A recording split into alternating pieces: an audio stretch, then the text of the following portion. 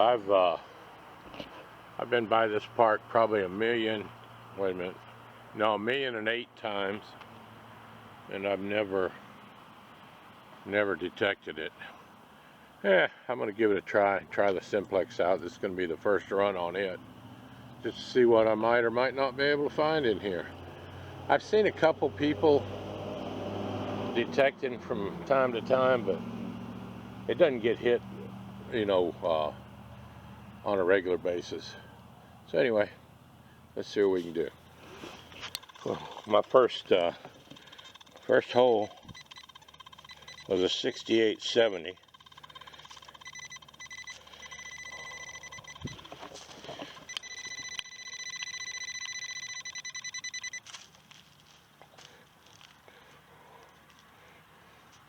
Yeah, look at that. I didn't even know what it was, but it's a penny.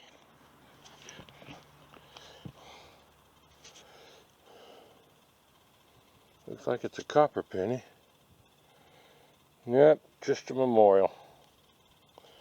But I don't have any clue what the numbers are on a Simplex. That's a pretty. I thought it was copper, but I think it's a 2009. Oh well. First target, at least it was a coin. I'll take that. This one was a 2930.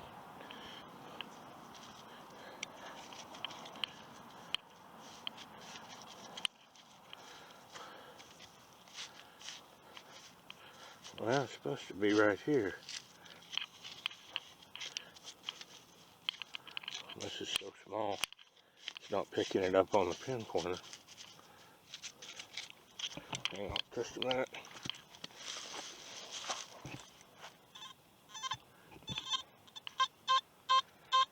There it is right there.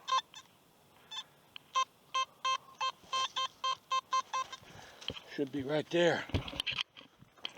Come back here, pinpointer.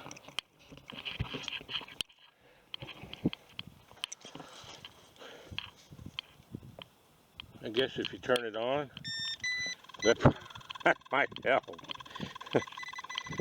Look at that.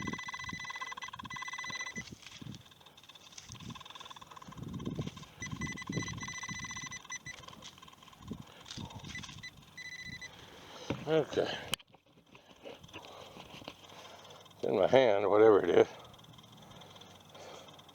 Look at there. It is a rusticated pull tab. Huh. Thought most of them were aluminum. Anyway, I know what that one was. This is another 68, 67, 70, 68. I'm assuming it's going to be another penny. Let me dig it, and I'll turn you back on once I get it out of the hole. Okay, the numbers are about the same.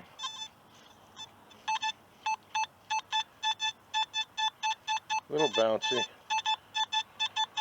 68 to 73 pretty much. Let's see if I can pinpoint this thing. Remember, always remember to turn your pinpointer on.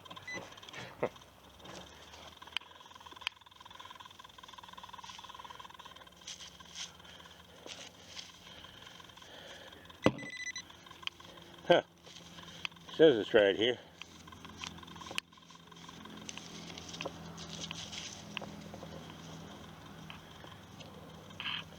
I don't see it or hear it. Not in the hole. It says it was right here on the big machine. It's definitely on this time. Well, let's see it again.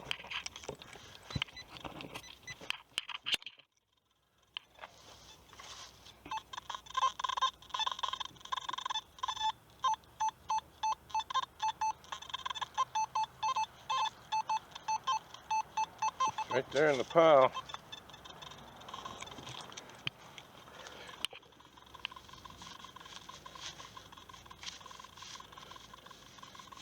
It's got to be Huh. Don't understand why it won't pick it up on the pinpointer. Okay, let me see if I can find this thing. I won't bore you to death. Here's a good case for always wearing gloves. I think this is probably the first double-edged razor blade I've found. That thing is razor sharp. See it there?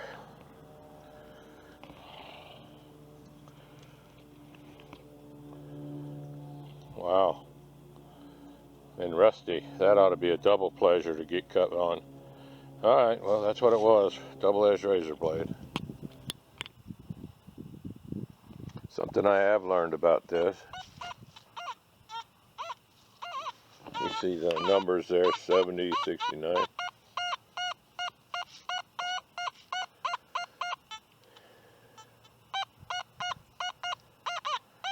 Yeah, that's probably a pretty good signal. Now let's go find a different one. Okay, when you come off of it, and I say using the tip, see, that's a pretty solid number there. But you come back off, hear that grunt? So if you use the tip, you usually,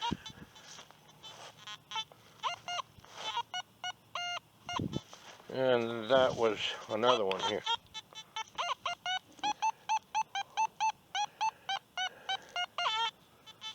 And you back off the tip.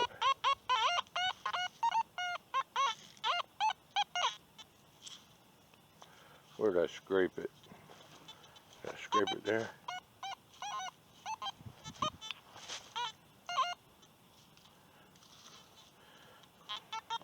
Anyway, the bottle caps, I guess you kind of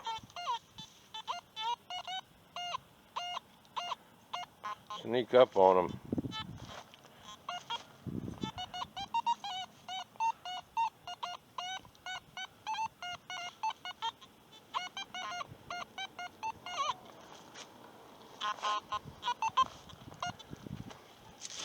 Here you go, here's a rusty bottle cap right here. This is beach mode, but if you're right over it, see how it's jumping? And you come back off the tip.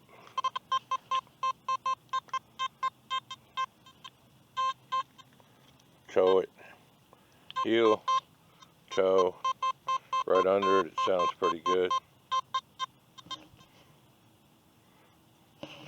Anyway, here's a, we used to call it a trick or a workaround or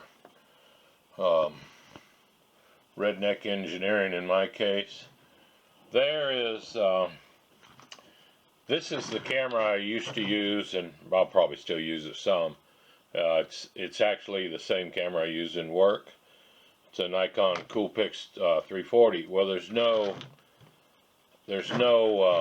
plug-in for an external mic on this one, microphone. So the microphone happens to be right there on this one. And I guess now you call it a hack, but I know everybody's plagued with wind noise. And so the hack that I saw is I guess I should move that. White on white doesn't really show up, does it?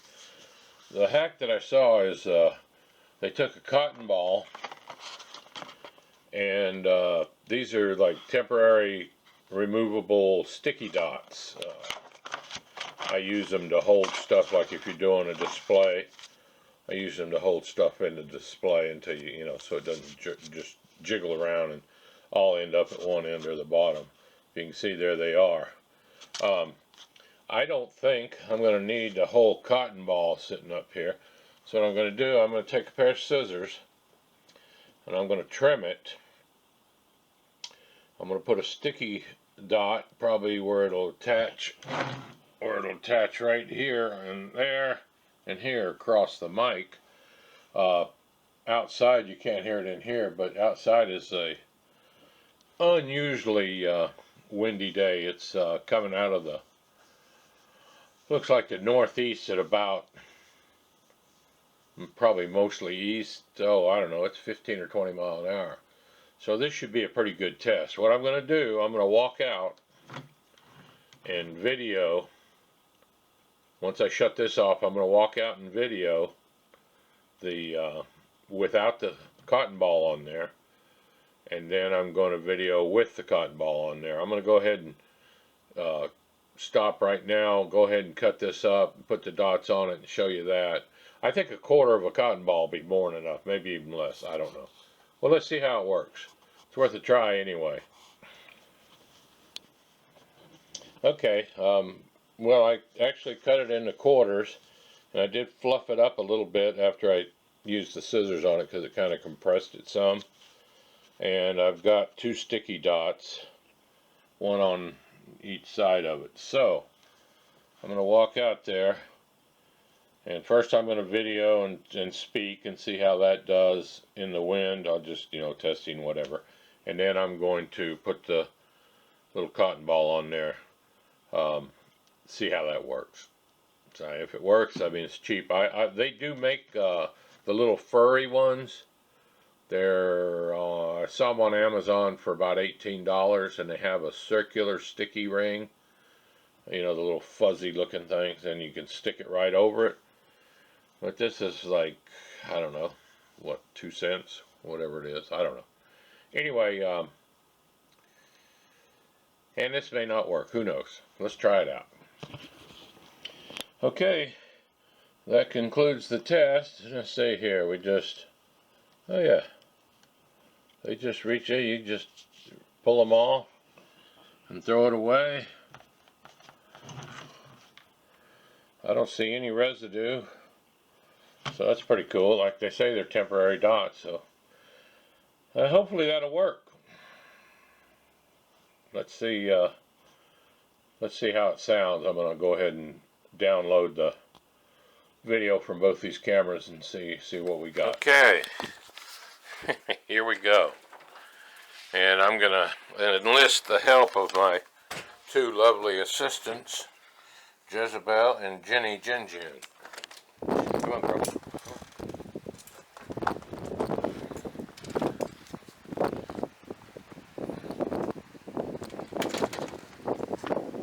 Okay, as you can see from the trees, it's pretty hooting out here. I'm assuming that I'm getting a lot of wind noise too. So, pretty day, it's just windy. And it's probably in the high 60s right now. Alright, now here's the sticky dot, or the sticky dots on the cotton ball. I'm going to place it on the camera, press down a little bit. Now I guess the test is, did it kill the wind noise and did it muffle the audio as far as, my talking? I'm basically in the same place within 2 or 3 feet of where I stopped, and I'm hopefully talking in about the same volume. And I guess this is going to tell us whether or not we're going to kick down the wind noise. Like I say, if it works, great. If it doesn't, haven't spent a lot of money. I guess the next step would be to go buy those little furry gray rat looking things. Oh, that's cool. Look, I don't know if you can see those. There's our osprey right there. He's just kiting where the wind comes up off those cypress trees. He's just kiting there. There's another one just went behind me. I don't know where he went, but anyway, that one's going off to the right. They're just riding those wind currents where it comes sweeping up. I don't think he hadn't flapped his wings once. Alright, that should be good enough for a test. Let's see how this works out. This is called Thrill Hill. It's in Eustis, Florida. Used to ride our Harleys up through here all the time. Don't let them tell you there's no hills in Florida. I don't know if you can see. Anyway, you go up here, kind of levels off. You go up again. Now you start down. It's a pretty tall hill for Florida. here's the thrill part. Look at this. I don't know if you can see it. It's got a really steep decline and incline. So you come down here and then it goes all the way back up. It's hard to get the perspective on the camera, but that was a pretty steep drop. Thrill Hill. And the people that live on Thrill Hill Road hate motorcycles, as you can imagine. Everybody likes to come up here and take the plunge. Here's a quick low-carb pizza, if you can believe that. You get a piece of parchment paper, line a baking pan, kick the oven up to 375, which it's hot now. And I don't use the spray. A lot of people do. I'm going to drizzle a little olive oil on there and then wipe it off with a paper towel. You take 2 cups of mozzarella cheese. You take a half a cup of Parmesan cheese. Mix all them together. This is just Italian seasoning. Put some in there. This is actually going to be the crust. Okay, that's probably enough. And then a little garlic salt. I use the salt just maybe, I don't know, it's probably a half a teaspoon. Just to make it, gives that little bit of bite there. And in here, I've got black olives and mushrooms pieces drained, and you want them drained pretty good. Okay, then let's see, once you get all that in there, you come over. I'm going to start with 2 eggs. And I'm going to mix all this up. And then you spread it out on the parchment paper.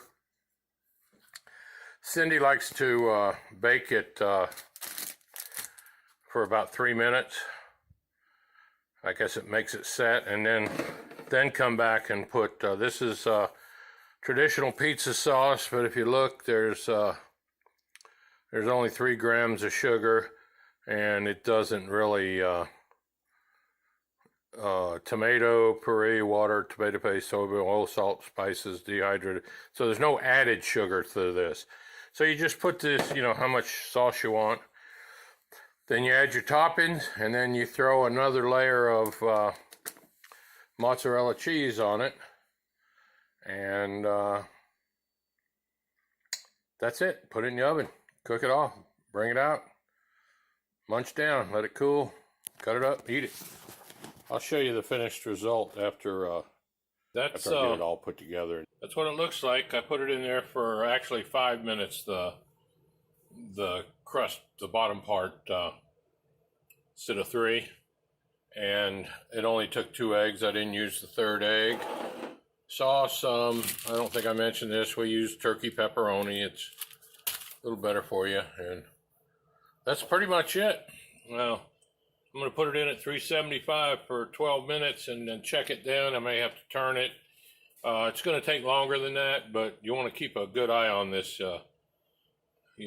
while you're cooking it. So this is a crustless pepperoni, turkey pepperoni, mushroom, and black olive pizza. All right, let's get this thing in the oven, and then I'll show you what's going on when we get it out. The finished result. Got to let it cool. It ended up being, I did 12, 6, and 6, and turned it at 12, checked it at 6, and put it on for another 6. So 24 minutes altogether. But by looking at it, you can't tell the difference in it and a regular pizza. It looks like one of those fancy, hand-tossed boutique pizzas. Anyway, here's the final result. And like I say, it looks like pizza. Just instead of having a bread dough crust, it's got a cheese crust. All right. And now to enjoy.